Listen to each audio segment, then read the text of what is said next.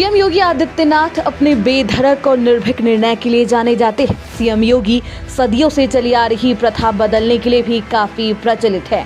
वहीं अब प्रदेश के मुखिया एक ऐसी प्रथा, एक ऐसा कानून बदलने जा रहे हैं जो 115 सालों से चली आ रही है। जी हां, उत्तर प्रदेश में 115 साल पुराना कानून बदलने जा रहा है। उर्दू भाषा से जुड़ा सीएम योगी ने एक अहम फैसला लिया है।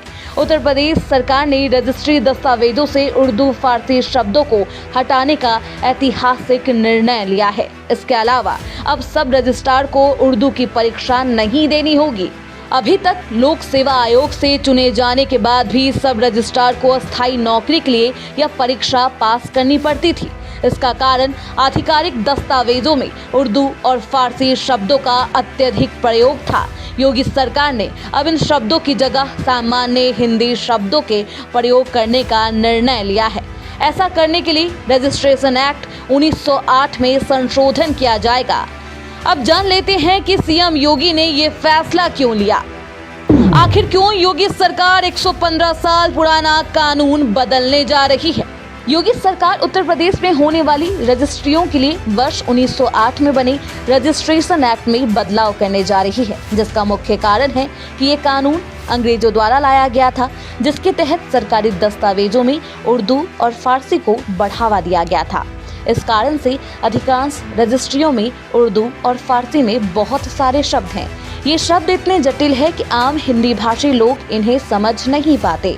सरकारी दस्तावेजों में उर्दू और फारसी के व्यापक उपयोग के कारण रजिस्ट्री अधिकारियों को भी ये भाषाएं सीखनी पड़ती थी, जिसमें काफी समय लगता था। साथ ही दस्तावेज में बहुत सारे शब्द ऐसे होते थे जिनको पढ़ पाना और उसका सही अर्थ समझ पाना आम नागरिकों के लिए कठिन हो चला था। सरकार का मानना है कि दस्तावेज में शब्द इतने सरल हो कि वो किसी को भी आसानी से समझ आ जाए। इन सभी पहलू को देखते हुए योगी सरकार ने इस कानून को हटाने का फैसला किया है। आपको कुछ शब्द बता देते हैं जिसका इस्तेमाल किया जाता था। बेनामा अर्थ विक्रय पत्र, वलीदियत अर्थ पिता का नाम, वल्द अर्थ पिता, रकबा अर्थ क्षेत्रफल, तरमीम अर्थ बदल देना। ये शब्द यकीनन आप में से कई को कठिन लगा होगा। जाहिर सी बात है कि आज के समय में उर्दू फारसी शब्दों से अलग हिंदी और अंग्रेजी भाषा का इस्तेमाल होने लगा है। धीरे धीरे उर्दू और फारसी के शब्दों की समझ नई पीढ़ी में खत्म होते दिख रही है। सुप्रीम कोर्ट के निर्देशानुसार अब बदलाव होने वाला है। आपको बताते चले कि अब अधिकारियों को उर्दू इमला की परीक्षा के बदले कंप्यूटर की परीक्षा पास करनी होगी। लिहाजा उर्दू इमला की परीक्षा को हटाकर कंप्यूटर ज्ञान की परीक्षा करने का निर्णय लिया जाना है। Bureau report, TV7 Bharat.